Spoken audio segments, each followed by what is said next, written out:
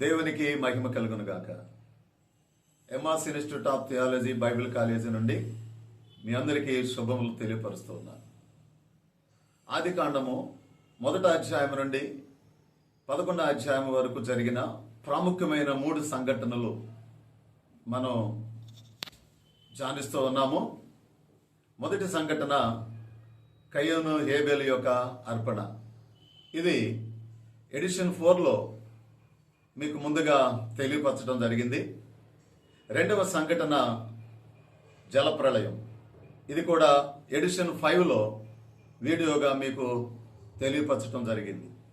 ఈరోజు 3వ సంఘటన ఆదికాండం 11వ అధ్యాయంలో కనిపిస్తున్న బాబేలు గోపురం. ఈ బాబేలు గోపురం యొక్క సంఘటన 3వ సంఘటనగా ఈరోజు మనం ధ్యానించబోతా ఉన్నాం.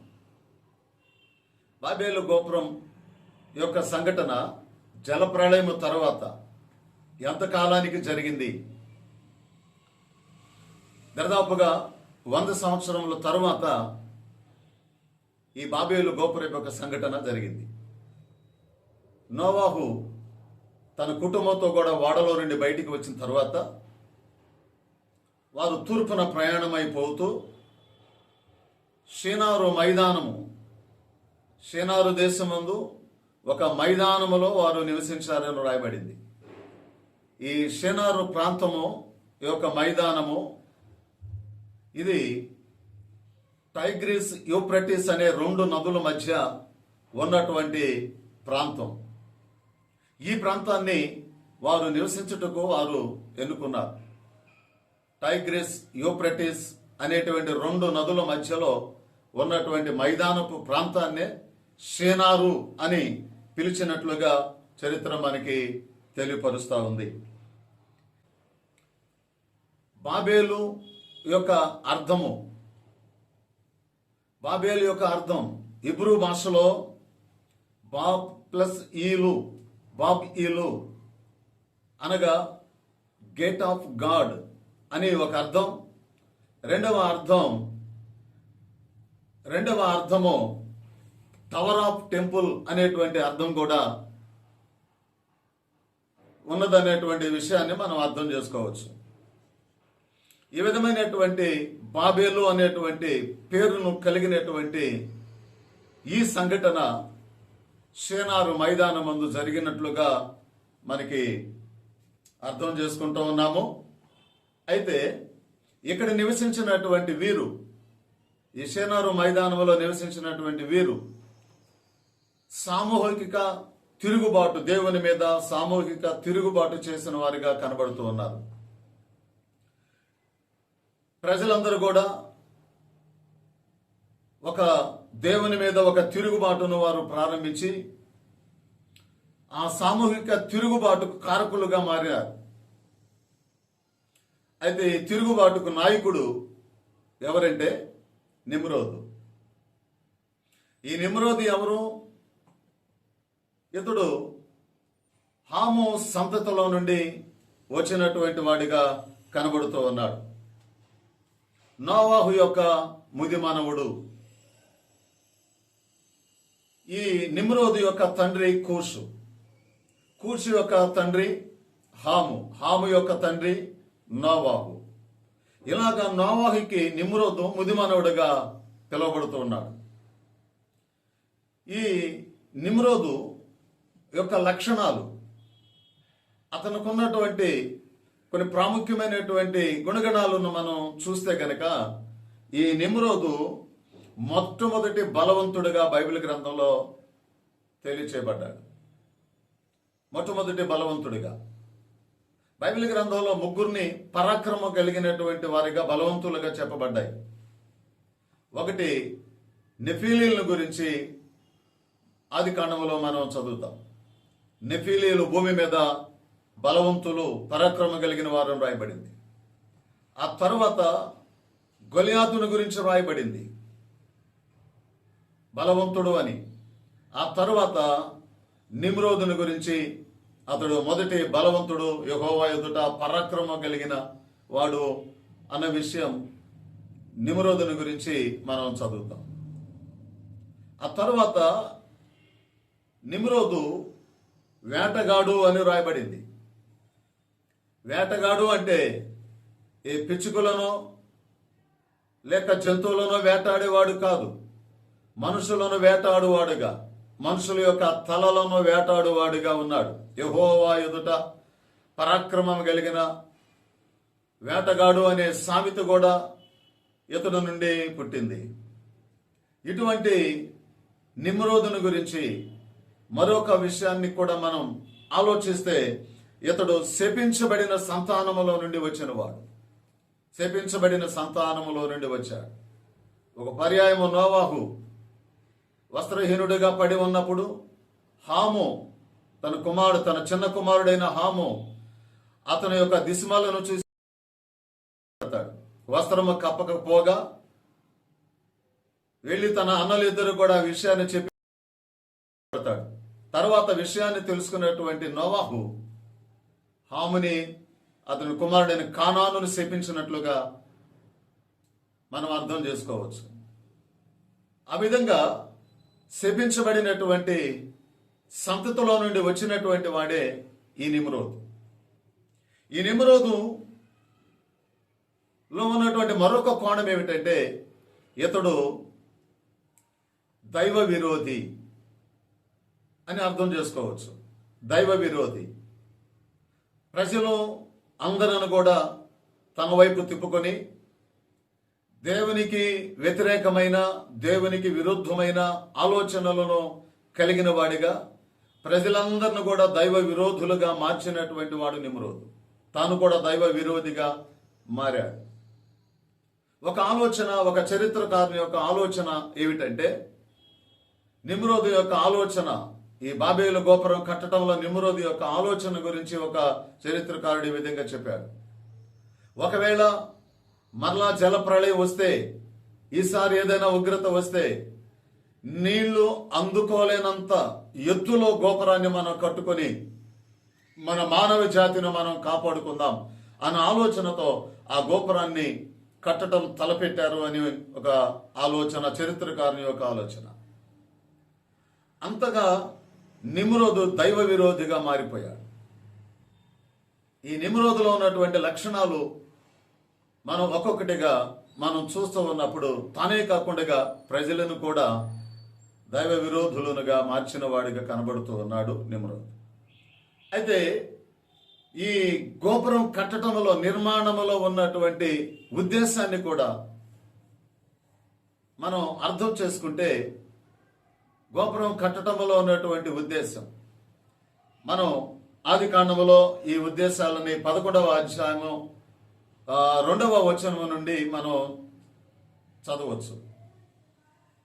చెదిరిపోకుండా అన్న వాక్యం ఆది కాండములో 11వ అధ్యాయంలో రాయబడింది. అక్కడ 3 ఉద్దేశాలు, ఈ బాబేలు గోపురం యొక్క నిర్మాణంలో 3 ఉద్దేశాలు మనకి కనబడతాయి. 11వ అధ్యాయంలో ఆ విషయాలను మనం చూస్తాం. మొదటి ఉద్దేశం, మనము చెదిరిపోకుండా అనేది వారి మొదటి ఉద్దేశం. రెండవ ఉద్దేశం, మనము ఒక పట్టణము, ఒక గోపురము కట్టుకొనుదము మనము అన్నటువంటిది వారి రెండవ ఉద్దేశం. అంటే దేవుని ప్రమేయం లేకుండా దేవుడు లేని నగరాన్ని, దేవుడు లేని పట్టణాన్ని వారు కట్టుకోవాలి అన్నటువంటిది వారి రెండవ ఉద్దేశం. మూడవ ఉద్దేశం, పేరు సంపాదించుకుందాము రండి, పేరు ప్రఖ్యాతులు సంపాదించుకుందాము రండి. భూమి మీద వారు పేరు కలిగిన వారిగా, ప్రఖ్యాతులు కలిగిన వారిగా జీవించాలన్నటువంటి ఉద్దేశం వారిలో ఉంది. ఈ ఆదికాండం 11వ అధ్యాయము 4వ వచనం ప్రకారంగా 3 ప్రాముఖ్యమైనటువంటి ఆ ఉద్దేశాలను వారు కలిగి ఉన్నారు. ఆ ఉద్దేశాలతోనే ఆ బాబేలు నిర్మాణాన్ని వారు చేపట్టారు. ఆ నిర్మాణంలో వారు వాడినటువంటి వస్తువులు కూడా, వారు వాడినటువంటి పరికరాలు కూడా ఈ రోజున ఇప్పుడున్నటువంటి మనం కూడా వాడుతున్నటువంటి ఆ విధానమే, ఆ పరికరాలనే అప్పటి కాలంలో వారు వాడారు. రాళ్లకు బదులుగా ఇటుకలను వారు తయారు చేశారు. వారే సొంతగా ఇటుకలను కాల్చి అని రాయబడింది. ఇటుకలను కాల్చేటువంటి పద్ధతి ఇప్పుడు మనం వాడుతూ ఉన్నాం, ఇప్పుడు మన కాలంలో జరుగుతూ ఉంది. కానీ ఆ కాలంలోనే నిమ్రోదు ఆ టెక్నాలజీని వారు కనిపెట్టారు. అరుసుకు బదులుగా మట్టి కీలు, ఇది ఆ కాలంలో ఇంజనీరింగ్ కన్స్ట్రక్షన్ యొక్క టెక్నాలజీని ఆనాటి దినాల్లోనే ఆ ప్రజలు కనిపెట్టారు. ఆ విధంగా బాబేలు గోపురం నిర్మాణం జరుగుతూ ఉంది. అలా నిర్మాణం జరుగుతూ ఉండగా ఈ బాబేలు గోపురం యొక్క ఆలోచన, గోపురమునకు సంబంధించినటువంటి ఆలోచన దేవుడు జరగనివ్వలేదు. ఎందుకు జరగనివ్వలేదు ఈ ఆలోచన? ఎందుకు ఆలోచన దేవుడు వారి ఆలోచన జరగనివ్వలేదు అంటే, మొట్టమొదటి కారణం, అది దేవుని చిత్తము కాదు. అది దేవుని చిత్తము కాదు. అసలు దేవుని చిత్తం ఏమిటి? ఆదికాండం 9వ అధ్యాయం 1వ వచనంలో నోవాహుకు దేవుడిచ్చినటువంటి వాగ్దానం ఏముంది? దేవుడు నోవాహును అతని కుటుంబం ఆశీర్వదించి, మీరు ఫలించి అభివృద్ధి పొంది భూమిని నింపుడి, భూమి అంతటా వారు వ్యాపించాలి. అది దేవుని చిత్తం. కానీ వీరి ఆలోచన ఎందుకు దేవుడు జరగనీయలేదంటే, వీరి ఆలోచన దైవ చిత్తానుసారమైనది కాదు. మరి ఏమిటి వీరి ఆలోచన? 11వ అధ్యాయం 4వ వచనం రాయబడింది, మనము చెదిరిపోకుండా. దేవుడేమో వ్యాపించాలి భూమి అంతటా అంటున్నాడు, కానీ వీరేమో మనం భూమి యందు చెదిరిపోకుండా ఒక్క చోటనే, ఒక్క స్థలంలోనే ఉండాలి. అది దైవ చిత్తానుసారమైన ఆలోచన కాదు గనుకనే దేవుడు ఆనాడు వారి ఆలోచనలను దేవుడు జరగనివ్వలేదు. రెండవదిగా, ఎందుకు వారి ఆలోచనలు దేవుడు జరగనీయలేదు అనే విషయాన్ని మనం ఆలోచన చేస్తే, దేవుడు ఈ సృష్టిలో అనేకమైన వనరులను దేవుడు సిద్ధపరిచాడు. అద్భుతమైనటువంటి భూమిలో అనేకమైన ఖనిజములను, వనరులను దేవుడు మన కొరకు దేవుడు సిద్ధపరిచి ఈ భూమిని దేవుడు మనకి ఇచ్చాడు. కానీ ఆ సృష్టిలో ఉన్నటువంటి భూమి అన్నంతటా ఉన్నటువంటి దేవుడు సిద్ధపరిచిన వనరులు మానవులు అనుభవించాలి. కానీ వీరు ఆ వనరులను అనుభవించకుండా ఒక్క చోటనే వారు నివసించాలి, ఒక్క చోటనే ఉండాలి అన్నటువంటి ఆలోచన వారికైతే కనబడుతూ ఉంది. అందుకే దేవుడు వారి ఆలోచనలను జరగనివ్వలేదు. ఒక్క చోట వారు నివసిస్తే ఎలాంటి నష్టాలు జరుగుతాయి?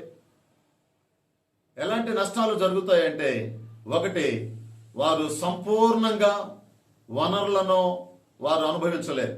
ఉదాహరణకి నీరు, ఆహారం, ఇవి సమృద్ధిగా జరగవు. ఎందుకంటే జనాభా విస్తరిస్తుంది. జనాభా విస్తరించినప్పుడు వారికి అందవలసిన వనరులు, అది నీరు కానీ ఆహారము కానీ, ఆ వనరులు వారికి అందవు. అంతమాత్రం ఒక మరొక నష్టం ఏమిటంటే, ఆ వనరులలో ఉన్నటువంటి వాటిని మనం గమనించినప్పుడు శాంతి భద్రతలు అనేవి కూడా వారికి తక్కువైపోతాయి. ఆ జనాభా విస్తరించినప్పుడు శాంతి భద్రతలు వారికి కరువైపోతాయి. శాంతి భద్రతలు లేనప్పుడు జరిగేటువంటి మరొక నష్టం ఏంటంటే, గొడవలు, కొట్లాటలు, గొడవలు అనేవి కూడా జరుగుతూ ఉంటాయి. అందరూ ఒక్క చోట ఉన్నప్పుడు, జనాభా విస్తరిస్తూ ఉన్నప్పుడు, అందరూ ఒక్క చోట కనుక వస్తే, ఒకటి, వనరులను సంపూర్ణంగా వారు అనుభవించలేరు. రెండవదిగా, శాంతి భద్రతలు వారి మధ్యలో ఉండవు. మూడవదిగా, గొడవలు, కొట్లాటలు అనేవి జరుగుతూ ఉంటాయి. నాలుగవదిగా, పారిశుద్ధం అనేటువంటిది సంపూర్ణంగా ఉండని కారణాన్ని బట్టి అంటు వ్యాధులు, సమస్తమైనటువంటి రోగములు అనేవి జరుగుతూ ఉంటాయి.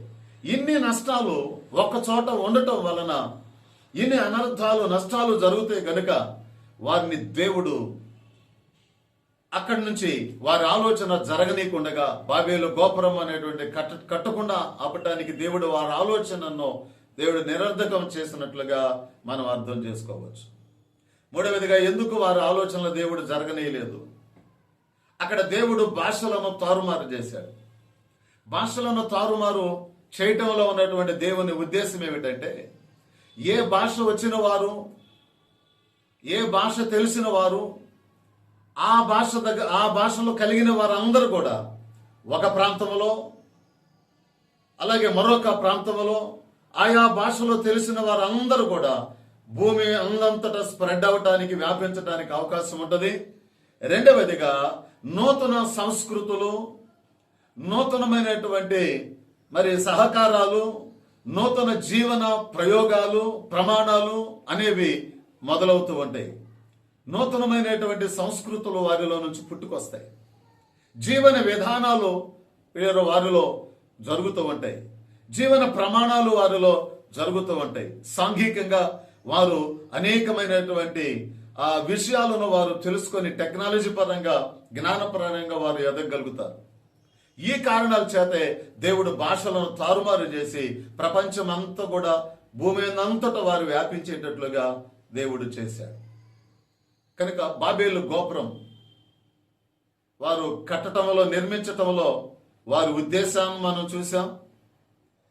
ఆ నిర్మించబడిన ప్రాంతం యొక్క ప్రదేశాన్ని మనం తెలుసుకున్నాం. ఏ కాలంలో జరిగిందని మనం తెలుసుకున్నాం. బాబేలు గోపురం యొక్క అర్థాన్ని మనం తెలుసుకున్నాం. బాబేలు గోపురము ఎందుకు దేవుడు జరగనివ్వలేదు, వారి ఆలోచనలు అనేటువంటి విషయాన్ని మనం తెలుసుకున్నాం. ఆ తరువాత భాషలో తారుమారు చేయబడిన తర్వాత ఈ జనాంగమును దేవుడు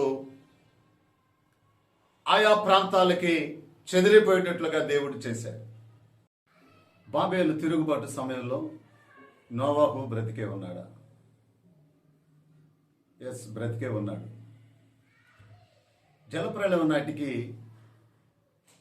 నోవాహు వయసు 601 సంవత్సరం. జలప్రళయం నుండి బాబేలు తిరుగుబాటు వరకు 100 సంవత్సరములు చరిత్ర కనిపిస్తుంది. 601 ఈ 100 సంవత్సరములు 701 సంవత్సరం బాబేలు తిరుగుబాటు సమయంలో నోవాహు యొక్క వయస్సు. ఈ బాబేలు తిరుగుబాటు తర్వాత 249 సంవత్సరములు నోవాహు బ్రతికి మొత్తం 950 సంవత్సరములు అతడు జీవించి చనిపోయాడు. ఈ ఆధారాలను బట్టి బాబేలు తిరుగుబాటు సమయంలో నోవాహు బ్రతికే ఉన్నాడు. రెండవ ప్రశ్న, బాబేలు తిరుగుబాటులో నోవాహు పాల్గొన్నాడా? చరిత్రకారుల యొక్క అభిప్రాయం, ఆరారతు పర్వతం వాడలో నుండి బయటికి వచ్చిన తరువాత హాము సంతతి వారు తూర్పు దిశగా ప్రయాణమైపోయి షీనారు మైదాన ప్రాంతంలో వారు నివసించారు. ఆ షీనారు మైదానం అందే బాబేలు తిరుగుబాటు జరిగింది. అయితే నోవాహు మాత్రం ఆ ఆరారతు పర్వతం యొక్క ప్రాంతములలోనే నివసించి ఉంటారని, అక్కడే వ్యవసాయం చేసి ద్రాక్ష తోటను వేశాడు అని చరిత్రకారుల యొక్క అభిప్రాయం తెలియపరుస్తూ ఉన్నారు. ఈ అభిప్రాయాన్ని బట్టి, ఈ ఆలోచనను బట్టి నోవాహు బాబేలు తిరుగుబాటులో పాల్గొనలేదు అని ఖచ్చితంగా చెప్పవచ్చు. ఇది బాబేలు గోపురం యొక్క సంఘటనకు సంబంధించినటువంటి విషయాలు. ఇందులో దేవుని చిత్తం మనకి కనిపిస్తూ ఉంది.